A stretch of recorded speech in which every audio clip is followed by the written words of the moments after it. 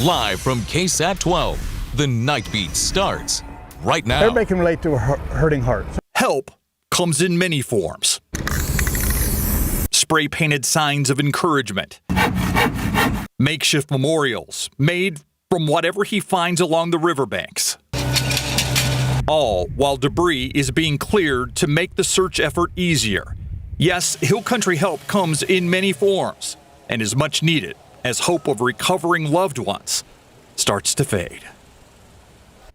Thanks for joining us. In the midst of the new missing numbers and growing death toll, we are now getting more insight into what could have been the first time first responders asked for a mass emergency alert as water rapidly rose in the Hill Country on July 4th. The night team's John Paul Barajas joining us now live, as there has been a back and forth on whether Kerr County actually had a warning system in place that morning. So, JP, this raises questions about whether people in the area could have been warned earlier on the July 4th morning. That's exactly right, Steve. On July 4th, as we are still trying to find out the magnitude of the situation, Kerr County Judge Rob Kelly was pressed about evacuations in one of his first press conferences, and he mentioned two things. One, that no one knew this type of flood was coming, and two, that the Kerr County has no warning system in place. But listen to this dispatch call KSAT got from a source. We still have water coming up. The Guadalupe Shoemaker sign is now underwater on Highway 39. Is there any way we can send a code red out to our Hunt residents asking them to find higher ground or stay home? That call was time-stamped at 4:22 in the morning on July 4th and was made by an Ingram volunteer firefighter. We know water was rapidly rising around 4 a.m. Now, what's a code red? It's a mass notification system that can alert people's phones with emergency information if they sign up for alerts in advance. And from the recording, it seems like the Kerr County had the capability to use it, but a Kerr County Sheriff's Office dispatcher responded saying this. 10-4 standby. We have to get that approved with our supervisor. Just be advised, we do have the Texas water rescue en route. No idea what's going on yet. Just a boat in the water for now. We are still working to confirm how many people actually got an alert and at what time. However, the source told KSAT that the code red mass notification was not used until 10:04 a.m., nearly 6 hours after it was first requested. And then today, there was this exchange between a reporter and Kerr County Sheriff Larry Letha, where the sheriff was asked again about alerting the public. Sir, it's not that easy when you just push a button, okay? There's a lot more to that. And we've told you several times. So did it happen, sir? I can't tell you at this time. Letha has said multiple times they would not be addressing those types of questions at this time, as the focus is still on search and rescue. Yeah, the questions are not going to stop, though. Absolutely not. Yeah. John Paul, thank you. We'll continue to follow up on that story. Meanwhile, heart-wrenching details tonight. 110 people confirmed dead in the state of Texas, according to Governor Greg Abbott. 95 of those victims found in the Kerr and Kendall County area. The governor also says as many as 161 people in Kerr County are still missing, with 12 others reported across the state. However, that is just the known number. There could be far more who are actually missing. All of this a result of the devastating floodwaters in the Texas Hill Country. Our crews have been on the ground in Ingram, Hunt, Centerpoint, Comfort, Kerrville, where the search and recovery efforts are ongoing, and that's where we find our Stefania Jimenez tonight. Stefania, can you talk about the feeling out there in the Hill Country? And I understand you were out in the community today speaking with those impacted by this flood. Yeah, Steve, you're absolutely right. And now is when everything is starting to sink in for a lot of the people here. They just feel heartbroken because so many of them have lost property, pets, people. In many cases, sometimes all three. Right now, we're speaking to you from Hamilton Street. This is about a block away from the Guadalupe River. A lady here who lives here was kind enough to let us report from her backyard. This is actually where a lot of her belongings that were once inside of her home are now outside. So here you have a mattress. You also have quilts, blankets, clothes, some bureaus, paintings, some others things of her belongings that right now are just in her backyard. She's just trying to make sure that they air out, trying to see if any of this is salvageable. As you can imagine, Steve, this is incredibly stressful because she's not the only person here that's dealing with this and trying to salvage what she can. But through it all, she's really keeping in high spirits because she says that her main focus is not just making sure that she gets through this, but that the other people of Kerrville are also okay. It's the sound you hear all over Kerrville now. Power washers or water hoses washing away mud, debris, and anything else brought by Friday's flood. And you can see how Becca Phillips lives 1 block from the Guadalupe River. Many of her belongings were destroyed. Now, many of the things that were once inside her home are out of it, drying out. Becca will save what she can. She hopes that includes her car. I'm a trooper. And I'm making it. I'm glad for my life and my family and everything. And that's what we're hearing from most people in Kerrville. Gratitude. The roar and the force of that water and seeing, cars and trucks and RVs and, and then, of course, you're thinking about how many people could be in that water. Sharon Mays lives at the Old River Road RV Resort. She didn't get any damage, but some of her neighbors did. Their RVs were turned over. Since Sharon lives so close to the river, she's handing out supplies. We've been driving around giving it to the searchers. We have off, we have gloves, we have sunscreen. And those who didn't have damage at home are seeing it at work. When I saw, 3 feet of water in our outbuildings and water and muck in the main visitor center, trees down, plants just under, probably 8 inches of just silt and mud. It was just heart-wrenching. We visited the Riverside Nature Center, an arboretum with native plants.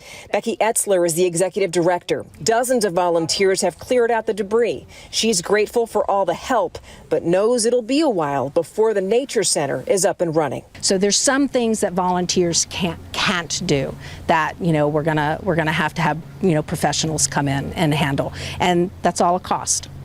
And so, that's difficult for nonprofits, but I hope that, the outpour will, continue with monetary donations as well as volunteerism. And it's that last part, the volunteerism. Volunteers are the ones who are really making all of this possible and the recovery go as quickly as it is for a lot of people. In some places, naturally, the search, the rescue, the recovery, that's the main priority. But city leaders in Kerrville are also starting to discuss infrastructure and how to fix a lot of the buildings and properties that have been destroyed. To that point, today was the first time that city leaders in Kerrville gathered for their first city council meeting since these deadly floods. They had that meeting today. Our Avery Everett was live there. She attended that meeting and she joins us now live. So Avery, what was discussed in that meeting? Well, Stephanie, the damage from the Hill Country floods has made parts of Kerrville just completely unrecognizable. We're standing next to the Francisco Lemos Street Bridge, and TxDOT crews were actually able to open up this bridge for the first time today after those floods to drivers.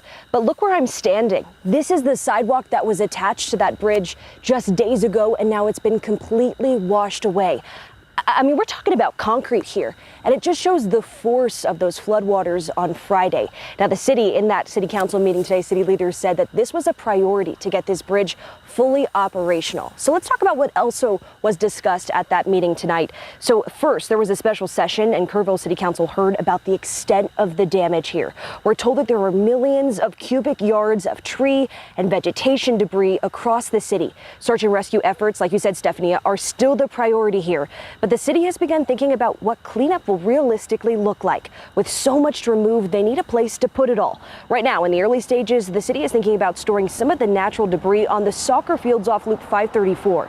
But again, this is all just a preliminary idea. So in an emergency session after that meeting, also tonight, Kerrville City Council extended the emergency declaration in place, giving the city manager more time to apply for local, state, and federal help. They also declared the flood a catastrophe, so they can put a temporary pause on open records requests for 7 days. They say this will give officials time to focus on recovery. This has been a tragedy. I've lost friends, true friends, and we've lost precious families precious children. One other thing to mention from the special session tonight, the city is using well water here in Kerrville because of damage to the water plant. They say that the well water has been working fine, and they say that they could use this for months until they're able to really figure out the structural integrity of water intake at the plant. Steve, I'll send it back to you. Yeah, Avery, they said it could be 4 months they're using well water. We'll go back to the Hill Country momentarily, but I want to get to some other headlines tonight. New information about 2 people who were found dead yesterday. San Antonio police now say it's being investigated as a murder-suicide. Yesterday, officers found a married couple dead inside their home near Loop 410 and Rigsby Avenue. Today, we learned that the woman identified as Gina Bird died from 1 gunshot wound. The man appeared to have shot and killed himself. Family members grew concerned when the couple didn't open their business Monday morning, leading to the discovery. If you or someone you know needs help getting out of a dangerous situation, we have a list of domestic violence resources right now on KSAT.com. And tonight we're hearing from the family of Las Palapas founder Ron Acosta, and the words are harsh. Acosta murdered in his San Antonio home back on July 1st. San Antonio police say he was stabbed by his nephew, 39-year-old David Ruiz. Ruiz, a resident in California, has since been arrested and charged with murder. His bond, though, is set at just $250,000. In their statement, the Acosta family said they were, quote, outraged at the possibility that Ruiz could bond out of jail. It reads in part, quote, "We are outraged by the failures of the legal system in Bexar County, Texas, and are shocked that an individual from California could cross state lines, travel across the country to Texas, commit the brutal murder of our father, and then be granted release on bail set at an amount that does not reflect the severity of this crime or the profound loss we have suffered," end quote. The family did go on and conclude their statement, expressing their thanks to those who had given them so much support. In the wake of tragedy, we're talking about stories of survival. Next on the Nightbeat, the story of a young man who just barely made it out of floodwaters with his life. They are still searching for the rest of his family tonight. And Adam Caskey going to give us the weather rundown. More rain is in the forecast. He's going to talk about that after the break.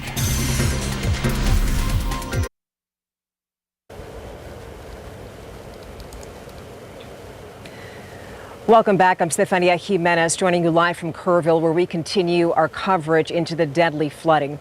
You know, it's impossible to overstate the devastation that people here feel because of all of the loss. But despite all of that, we're also hearing stories of hope, survival, and heroism. In a moment, you're about to meet Leo Romero Jr. He actually turns 19 tomorrow, but unfortunately, Leo isn't going to be celebrating. Instead, he's going to be missing his father, his stepmother, and his 2-year-old brother. You see, because Leo and his missing family members now were in a home Friday morning that was torn from its foundation during the floodwaters. As a matter of fact, Myra Arthur visited him in the hospital here in Kerrville, where he spoke to her. How did you get out of the house and how did you survive this? I remember something hitting me on the head. How I recall it is the roof fell, but just next thing I know, house is gone, so I'm just in the water, just grab whatever. I wasn't really able to hold on to it. I just kept going. And your heart obviously breaks for Leo. He hasn't seen his family members since that morning, but he is holding out hope that he's going to be able to see them again.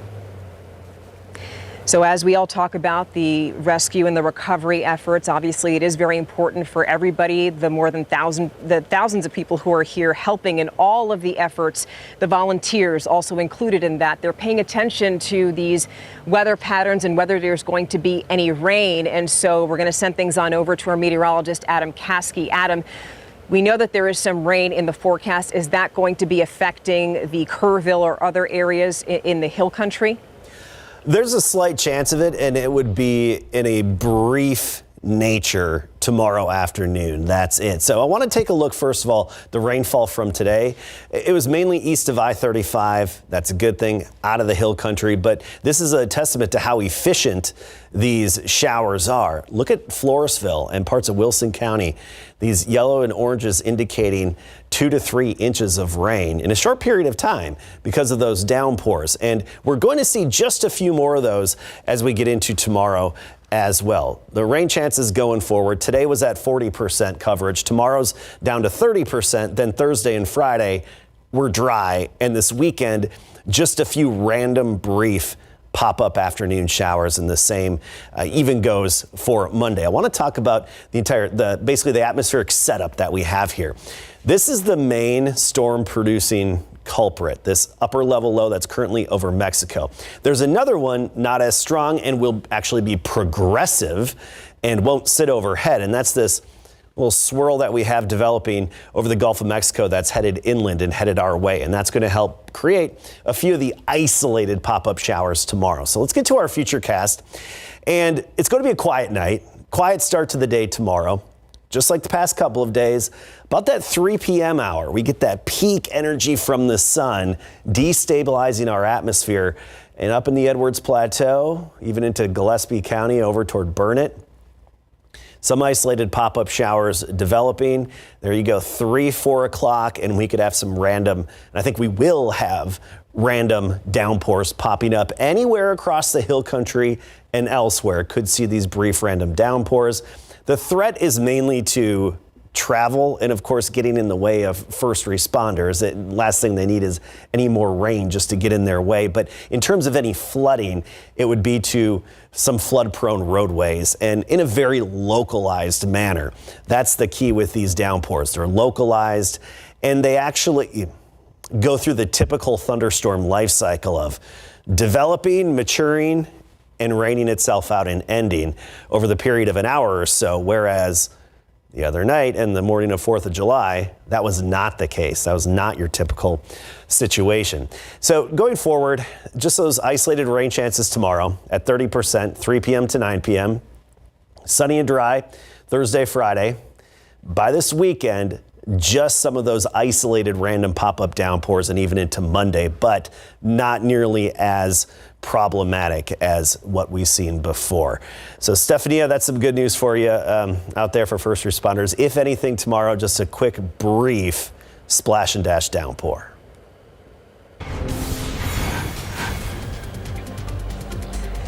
And coming up, I know that many of us have watched this disaster and we've been wondering how we can help. Well, there are so many things. There's nothing too small that you can do to pitch in and help your neighbors here in the Hill Country. And we're going to come back with specific suggestions right after the break.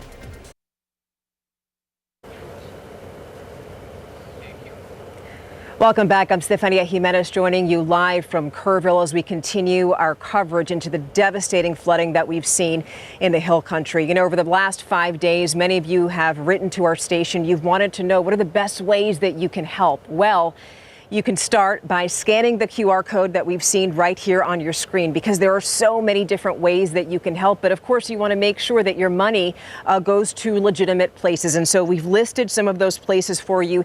You can donate to flood relief. You can donate to victims. You could donate for housing, for rebuilding efforts. Actually, we went to the Walmart on Junction Highway. This is where the Salvation Army has set up. Also a wonderful place to donate to. They've set up portable showers. They've also set up portable laundry units where people can go and wash their food. But they did tell me that there are 2 things especially that people here really need. Gatorade, because unfortunately they're just sick of simply drinking water, and they also need those electrolytes to keep them going as they work under the hot sun. And also they would love for you to donate socks, and that's especially for search and rescue crews, because they want to keep their feet clean, especially if they go into flooded areas right now. And so those are 2 things that you can do. But there's one thing that won't cost any of us anything, and that's kindness. That's the one word that we kept hearing over and over as we spoke to people here. They want hope, they want help, but they also want the people to continue to be kind to each other, because as the weeks and the months go on in this recovery, they realize that that's the only thing that's going to help them get through. For now, we're live here in Kerrville. And Steve, I'll send things back on over to you. Yeah, we could all use a little kindness now and then. Thank you, Stephanie. Don't go away. Larry Ramirez will be right back with sports after the break. With a log jam at the guard position, the Spurs have traded Malachi Branham and Blake Wesley to the Washington Wizards for forward Kelly Olynyk, as reported by Shams.